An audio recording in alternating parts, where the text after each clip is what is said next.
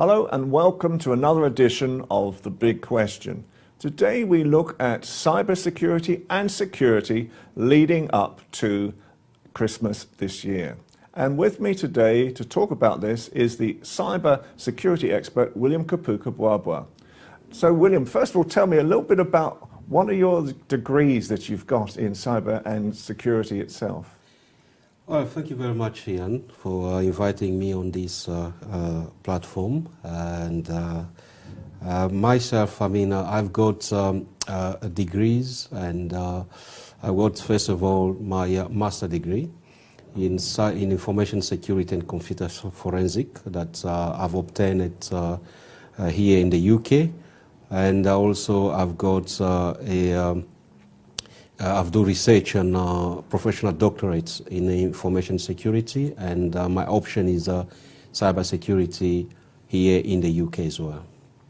So obviously we're leading up to Christmas. So what people watching this, what should they be very, very aware of when going online or buying products or going into stores?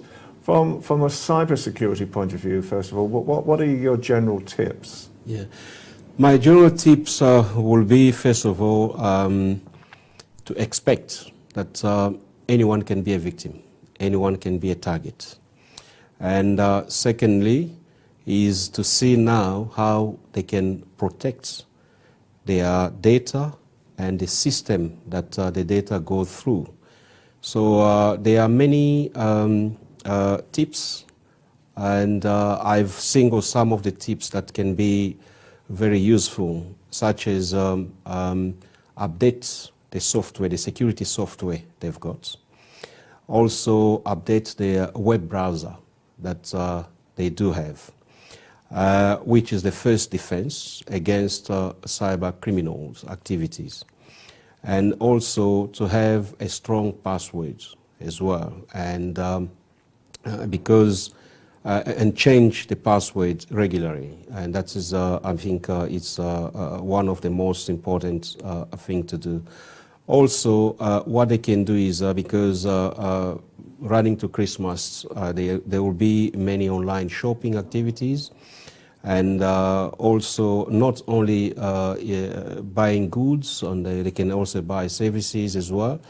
And this is for all aspects of businesses. You can go as well. People are traveling a lot. Travel agencies, we've come to across some of the scams that they've done on travel agencies. People are buying tickets from thinking that is coming from a trusted source, but to find out that the ticket never arrived, and whenever they call the company, or they print a fake ticket, they take it to the airport or any port when they're about to board their aircrafts, and the ticket is a fake ticket, so they lose their money and they lose their time. Also, what they can look at is there are so many prices that always says too good. They say too good to look true. If they see that something is not really legitimate or very suspicious, what they can do as well is, first of all, is to phone the company that they believe the goods or the services are coming from. So they can call the company directly, not following the instructions in the emails or in a pop-up email. Is to go to Google, search for that company, call the company, and find out if what they've been come across is true. Also, if they cannot call the company, is to go to their if it's a store, to walk into the store and see if to verify the information. The reason why I'm saying this is because, as you know, there are many phishing activities. Phishing activities, it's a social engineering that they do apply online. So, tricking people to believe that what they've been advertised is coming from a trusted source, is legitimate, but to find out that it's not. And the only way to protect themselves is, first of all, is, as I said, is to be, if they're suspicious of any information, they have to verify it with the company, and not to open up any attachment that they find it very suspicious, and also not to put their data or details into any form of a web form, and where they can put their details regarding their financial details, because they don't know if those details will go into the hand of the trusted company or the cyber criminals. So it's always good to verify the information by calling, and if need be, to involve the police if they can. So those are the tips that I can give up to now. And because myself, I mean, I nearly be a victim of that. You know, you buy, you can get an email. Say for some reason, I got an email from Apple that I've bought something cost $49.99. And in the email, they send me the attachment in the email, and they say that if you are not sure about this purchase, what you can do is click on this attachment, Right. and you can also mention, indicate in the attachment that you are not the person who bought the stuff. So what I did, first of all, I called my kids to find out if they've bought something in my name and using my email address. So they said, no, Dad, we didn't buy anything in your name, and we're using your email address. And what I did, I didn't want to call the number which was on my, so I went to the Apple store, and I showed them, and they said that, no, this is fake.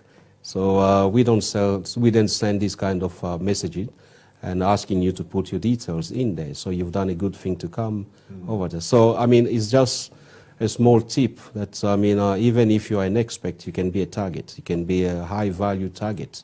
So it's just to verify the information and not to trust everything that is coming into your just verify them. And don't assume anything, just go and verify everything. Yes. And I know you may have some ideas about when you're visiting, say, stores, and there might be sort of an issue, then what do you think, for example, I mean, we're great friends in our own right, and we were recently in John Lewis's, and all of a sudden we were told to come out of the store, and there was an evacuation.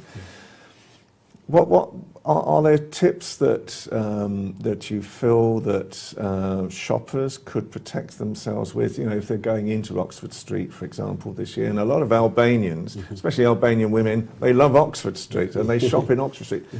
Just to keep them safe, is there any thoughts on that at all?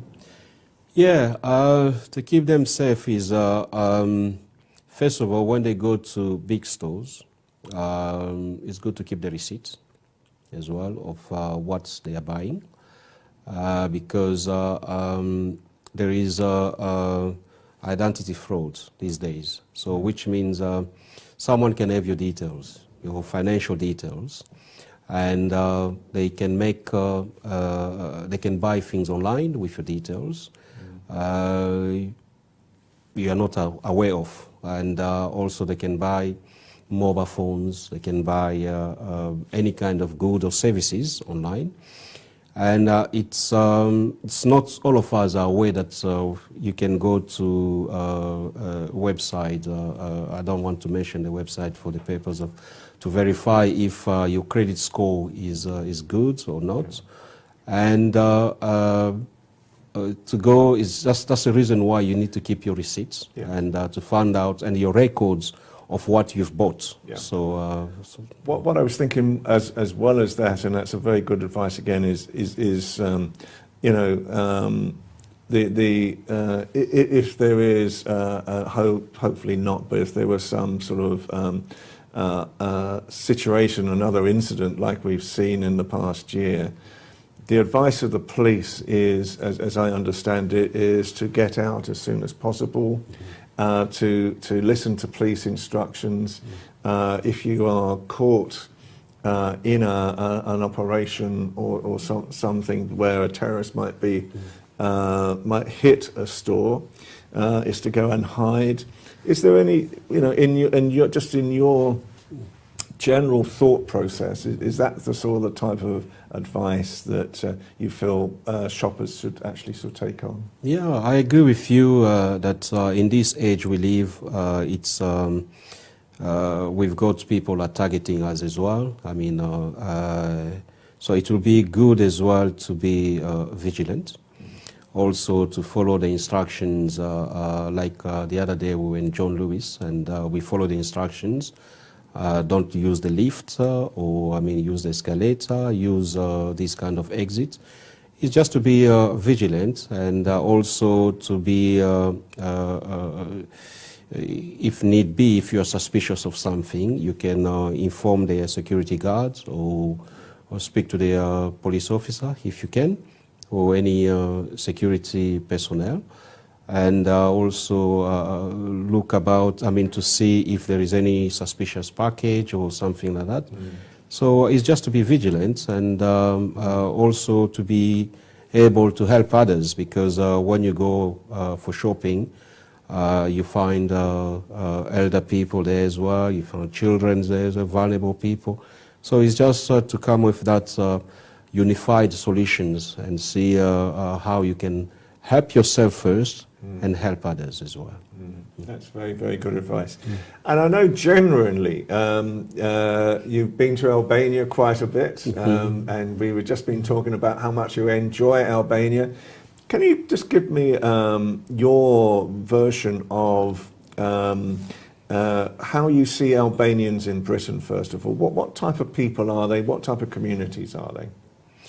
Well, being in Albania and also having contact with Albanian community over here, you find out that they are hard-working people, and I think it's hard to find a young Albanian without any activities, business activities. So they are involved in buildings, and they're involved in constructions, involved in so many activities.